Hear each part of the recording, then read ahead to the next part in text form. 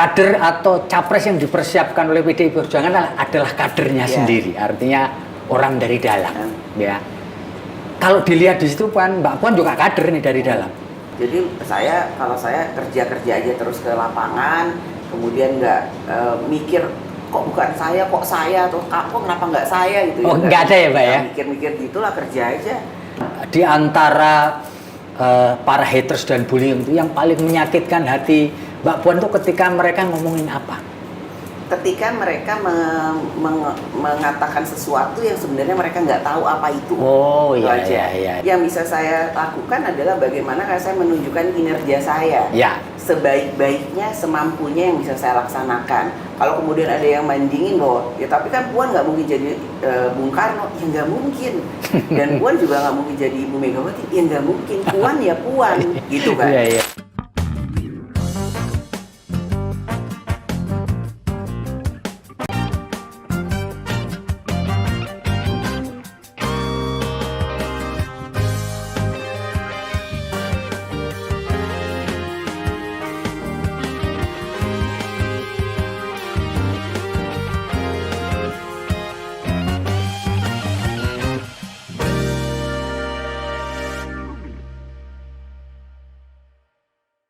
Assalamualaikum warahmatullahi wabarakatuh. Salam damai sejahtera buat kita semua. Om Swastiastu, Namo Buddhaya, dan salam kebajikan. Bertemu lagi dengan saya, Feby Mahendra Putra, Direktur Pemberitaan Tribun Network. Seperti kita ketahui, pada tanggal 10 Januari 2023, PDI Perjuangan merayakan ulang tahun emas, yaitu ulang tahun ke-50 yang digelar di JI Expo di Kemayoran, Jakarta. Dan terkait dengan hari ulang tahun emas PDI Perjuangan atau Partai Demokrasi Indonesia Perjuangan, saya akan ngobrol dengan Ketua DPP PDI Perjuangan, Ibu Puan Maharani yang akrab dipanggil Mbak Puan. Beliau juga Ketua DPR RI. Dan kita akan ngobrol seputar apa saja yang akan dilakukan oleh PDI Perjuangan, termasuk dalam posisi beliau sebagai Ketua DPR untuk menyambut tahun politik, yaitu pemilu serentak di tahun 2024. Kita ikuti obrolannya.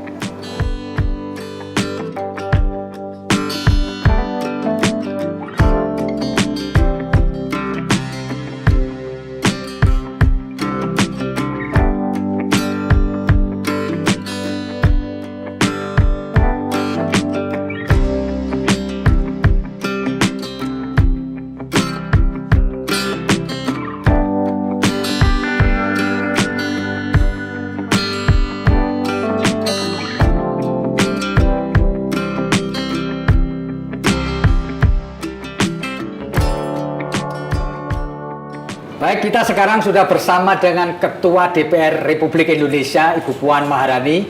Beliau juga adalah Ketua DPP Partai Demokrasi Indonesia Perjuangan. Akan saya sapa beliau. Assalamualaikum, Bu. Waalaikumsalam warahmatullahi wabarakatuh. Waalaikumsalam. Boleh saya panggil Mbak Puan saja, biar lebih akrab Mbak Puan ya. Baik, Mbak Puan. Tanggal 10 Januari 2023 yang lalu, PDI Perjuangan merayakan ulang tahun emas. Kebetulan dirayakan pada saat tahun politik. Ya. Buat PDI dan Mbak Puan sendiri, ulang tahun ke-50 tahun ini apa maknanya, Mbak? Ya, tentu saja ini bermakna khusus bahwa alhamdulillah Pak PDI Perjuangan bisa sampai umur 50 tahun. Iya. Umur emas. Atau 50 tahun itu kan biasanya dibilang tahun emas. Betul. Tentu saja dinamika naik turunnya ini sudah panjang sekali. Betul ya. Walaupun saya pun baru mengikuti secara langsung itu dari sejak tahun 2006. Karena tahun 1999 dan lain-lain waktu itu saya hanya mengikut sebagai pengikut Ibu Mega. Iya. Jadi kemanapun Ibu Mega pergi, kebetulan saya ikut. Saya ikut merasakan bagaimana kemudian perjuangan dari PDI ke PDI Perjuangan. Ya. Jadi bagaimana ibu dan bapak saya harus sebut bapak saya karena saat itu ada almarhum Bapak Taufik Kimas yang berjuang bersama-sama untuk bisa membangun PDI menjadi PDI Perjuangan. Dan di tahun ke-50 ini tentu saja harapannya seperti Ibu Mega sampaikan, semoga PDI Perjuangan bisa menjadi 100 tahun menjadi partai yang kemudian bermanfaat bagi nusa dan bangsa untuk menjadi Indonesia Raya yang seraya-rayanya. sesuai dengan cita-cita dari Bung Karno. Ya. Ya harapannya ya seperti itu, kita bisa berguna bagi masyarakat, bagi nusa dan bangsa, bagi Indonesia. Mbak Puan, sepanjang mengikuti perjalanan PDI Perjuangan 50 tahun, apa yang paling Mbak Puan tidak bisa lupakan?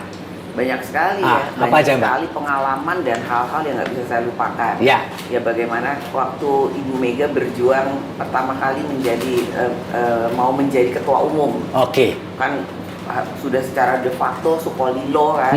Itu di Sukolilo saya ada. Oh, ada ya? Saya datang ke situ.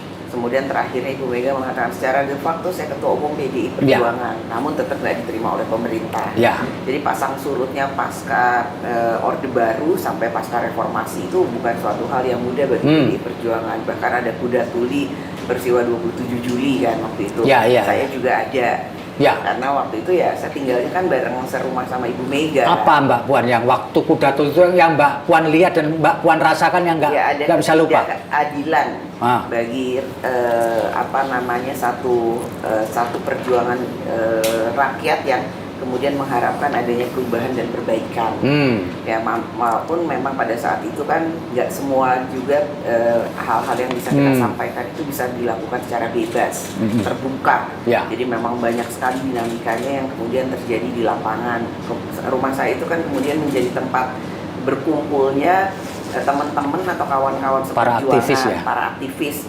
Jadi saya menyiapkan dapur umumnya, ditugaskan oleh Bapak Ibu saya, kamu yang tanggung jawab sama dapur umum.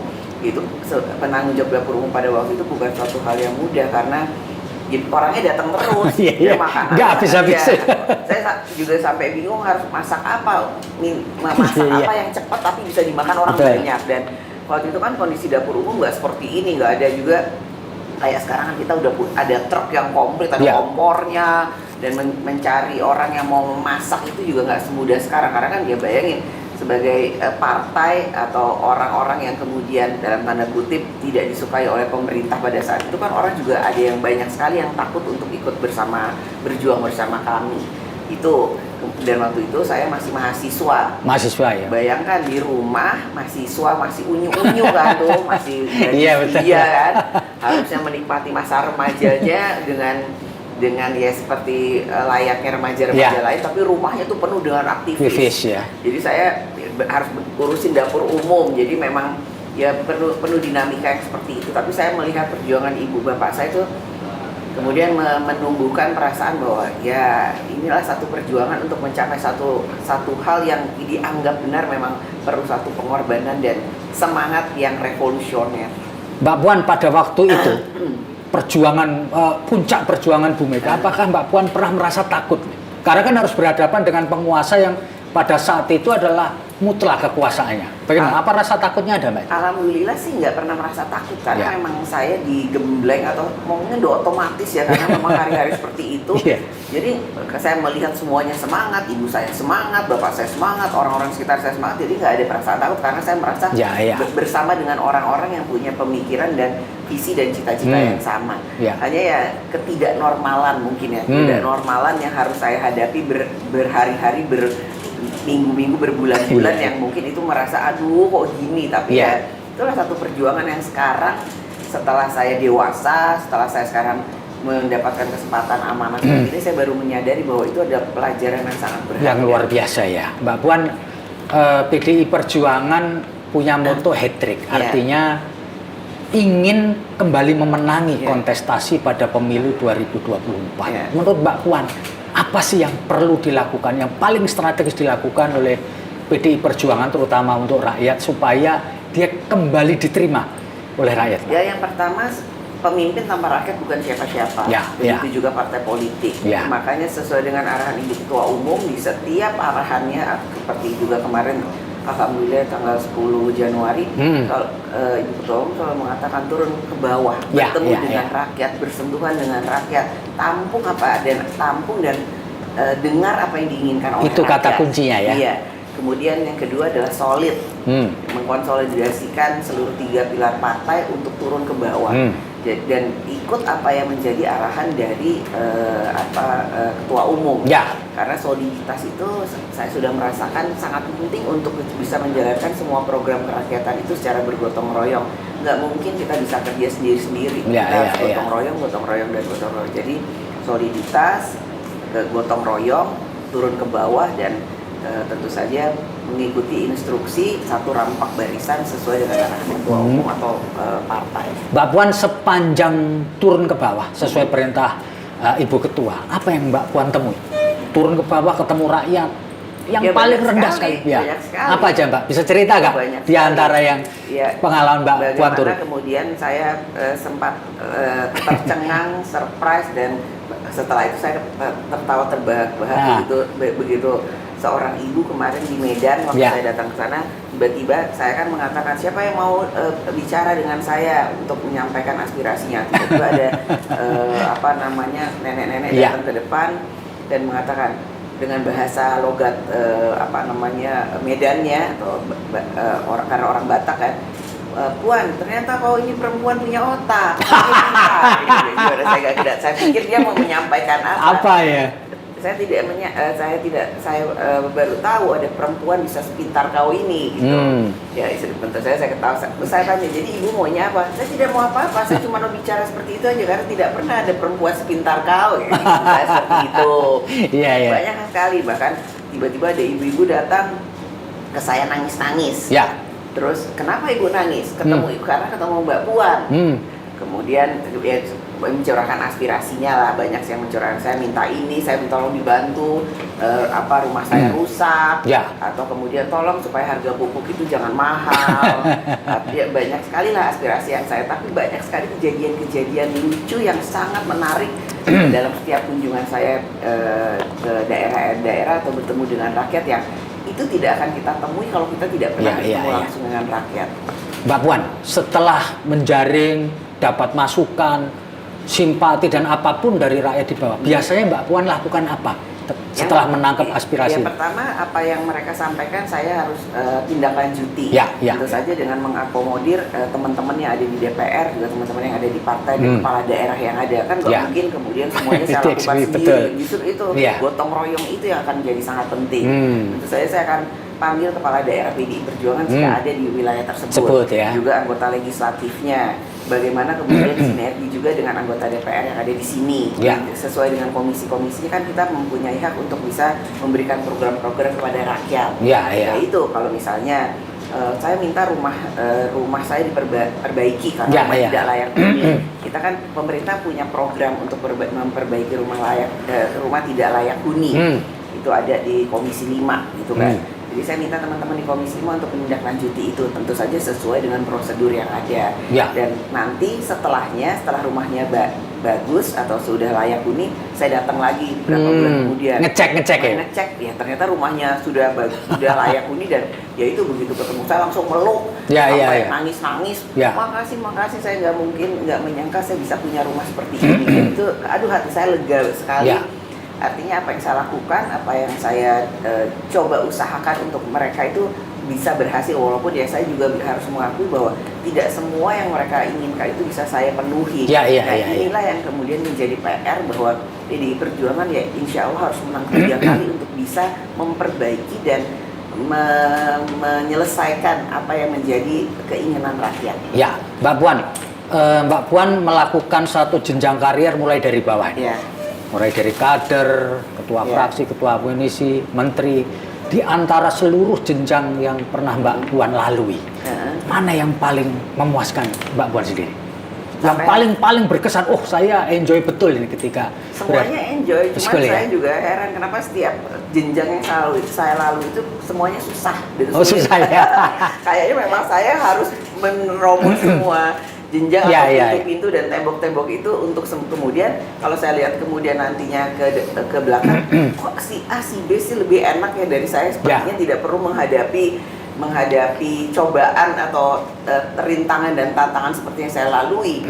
Ya makanya dalam semua amanah atau penugasan yang saya lakukan pada saat ini, saya selalu mengatakan bahwa perjuangan ini ataupun yang saya lakukan ini bukan hanya untuk diri saya sendiri, tapi saya berharap kalau seorang perempuan yang namanya Puan Maharani sudah mampu dan bisa sampai ke jenjang tersebut, tentu saja perempuan-perempuan lain yang nantinya menggantikan Puan Maharani itu harusnya sudah tidak menghadapi rintangan dan tantangan seperti yang saya hadapi, karena temboknya udah kebuka kan. Ya, Mbak Puan, PDI Perjuangan sekarang dipercaya menjadi ketua DPR, dipercaya menjadi presiden, dipercaya mendapatkan portofolio di kementerian.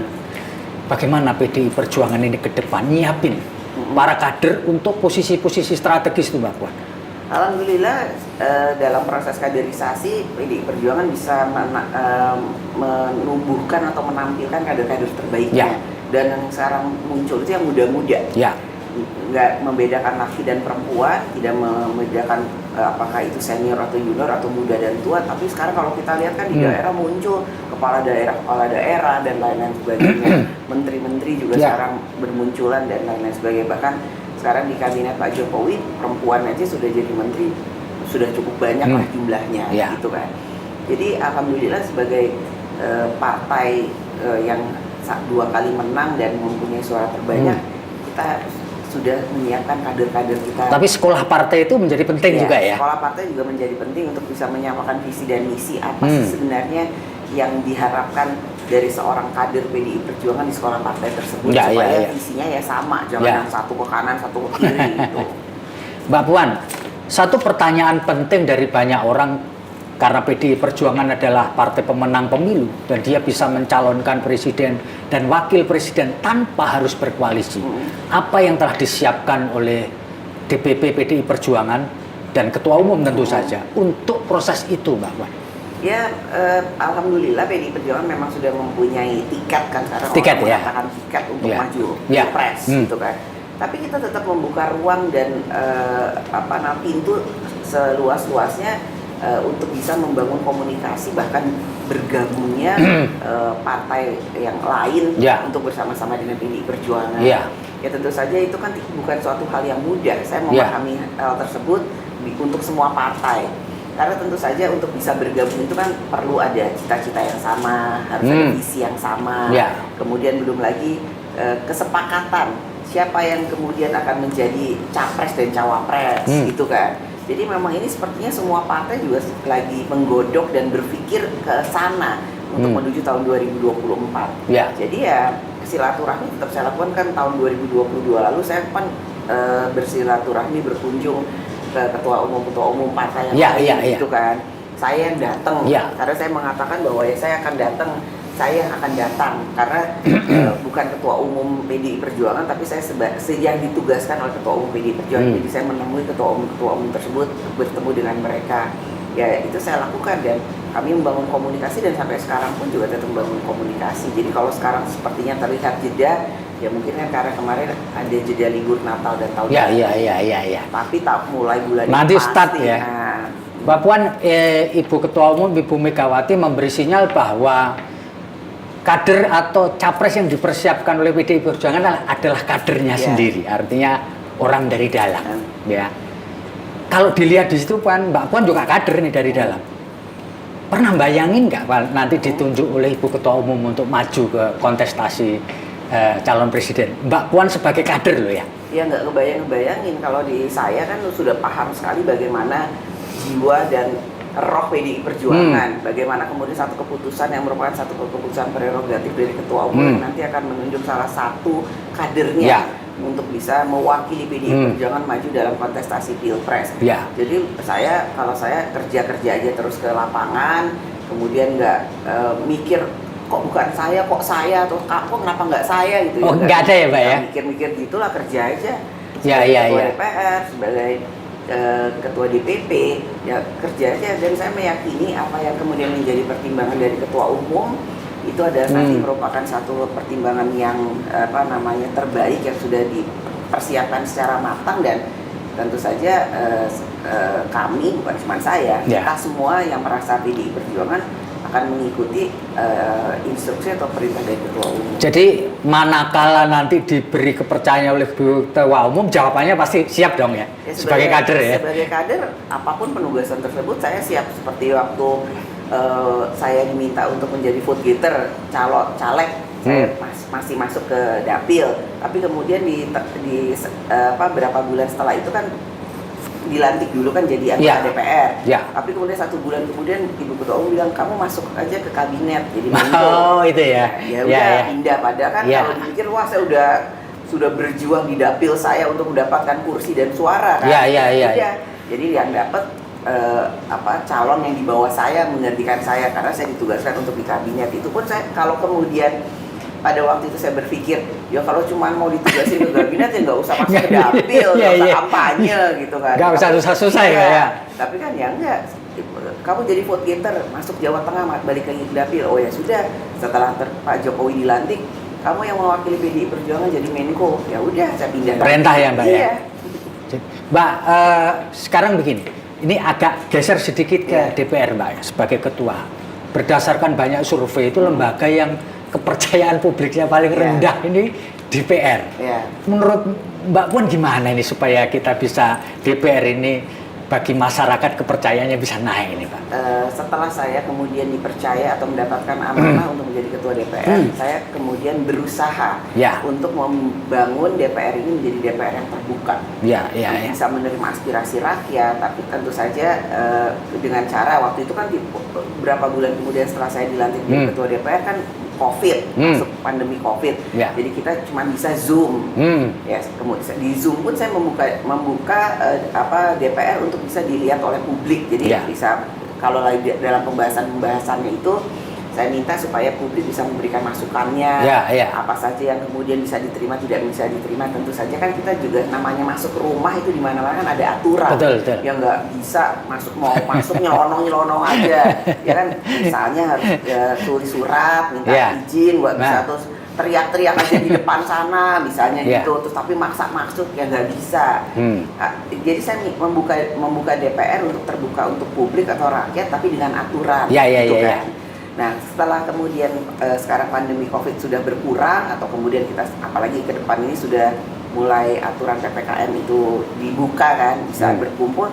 Kemarin aja dalam pembahasan undang-undang bahkan saya membuka satu ruangan untuk masyarakat atau perwakilan dari masyarakat itu ikut mengikuti jalannya pembahasan dari setiap undang-undang.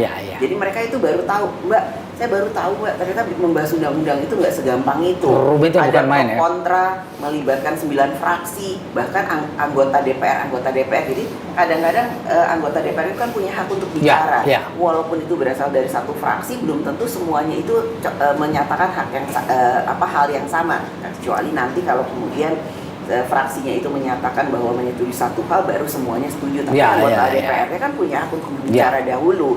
Oh jadi begitu ya, makanya bukannya kalau membahas undang-undang itu hari ini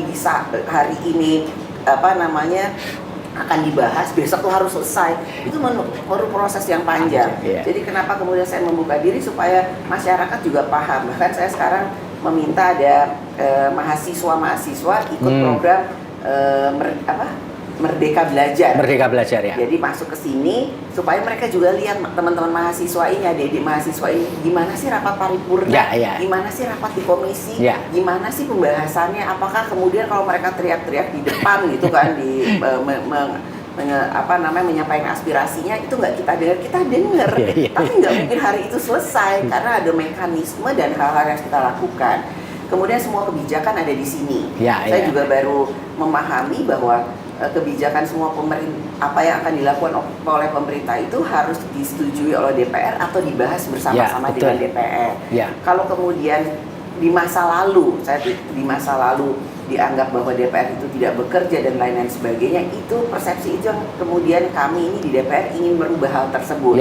Cuman tentu saja merubah sesuatu hal itu kan perlu masa transisi, nggak bisa saya mau rubah 1 tahun selesai, 2 tahun selesai gitu kan. Ya jadi kalau kemudian karena kebijakannya memang selalu ada di sini dan mungkin kadang-kala kebijakan-kebijakan tersebut itu tidak sesuai dengan harapan rakyat. Jadi dianggap DPR itu tidak bekerja, DPR itu tidak melakukan apa-apa. Mungkin karena itulah kemudian dinyatakan bahwa DPR merupakan salah satu lembaga yang dianggap tidak kredibel. Makanya itu persepsi seperti itu yang sekarang kami nih di DPR berusaha dengan teman-teman yang lain itu untuk membuka secara luas apa sih sebenarnya DPR itu. Ya. Mbak Puan, sebagus-bagusnya pemimpin, termasuk memimpin lembaga yang luar biasa ini DPR RI, pasti punya haters. Ya. Dan haters itu biasanya muncul di sosial media. Ya. Sebagai pemimpin, ketua DPR, apa Mbak Puan sering mengikuti haters itu yang kemudian melakukan bullying kepada Mbak Puan di sosial media, Mbak? Ya kadang-kadang saya suka baca juga, atau kemudian ada yang menyampaikan katanya Mbak ini gini, Mbak gini. Ya pemimpin itu nggak mungkin semuanya senang. Pemimpin itu dalam menjalankan tugas-tugas dan kerjanya pasti ada pro dan kontra. Ya. Buat saya, ya selama saya merasa saya melakukan hal yang sudah terbaik yang bisa saya lakukan, ya saya tetap aja jalan terus. Jadi nggak kemudian merasa ciut karena hater saya jadi banyak atau dibully ya enggak, karena saya merasa sudah melakukan sesuatu yang menurut saya memang saya lakukan untuk rakyat, untuk DPR, dan yang terbaik untuk saya bisa lakukan sebagai manusia. Saya nggak mungkin sempurna, pasti juga nggak mungkin semua keinginan dari masyarakat itu bisa saya penuhi. Ya. Tapi saya kerja aja. Ya. kerja turun buat gimana kan kemudian orang tanya Mbak kerjanya apa sih, kayaknya nggak pernah ngapa-ngapain gitu.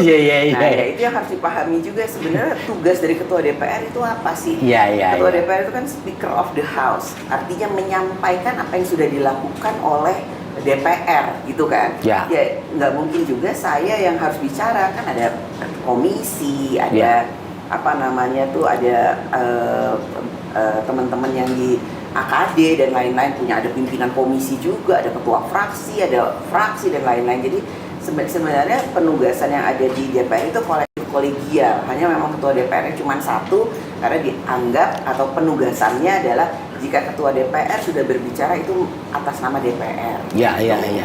Mbak Puan, di antara para haters dan bullying itu yang paling menyakitkan hati Mbak Puan itu ketika mereka ngomongin apa? Ketika mereka mengatakan sesuatu yang sebenarnya mereka nggak tahu apa itu. Jadi sebenarnya karena ketidaktahuan gitu ya. Karena ketidaktahuan, ketidakpahaman, tapi ya begitu mudahnya, begitu gampangnya kemudian menyampaikan satu komentar yang sebenarnya nggak tahu apa isi dari hal yang mereka bicarakan tersebut. Jadi ya mungkin pada kesempatan ini saya juga berharap atau menghimbau jika ada satu hal yang memang dirasakan tidak sesuai, ya sampaikan saja apa yang menjadi aspirasinya tanpa perlu kita saling mencaci maki atau kemudian membuat seseorang itu merasa direndahkan atau diintimidasi. Ya, itu. Mbak Puan kan punya sosial media ya, mensosialisakan kegiatan Mbak Puan.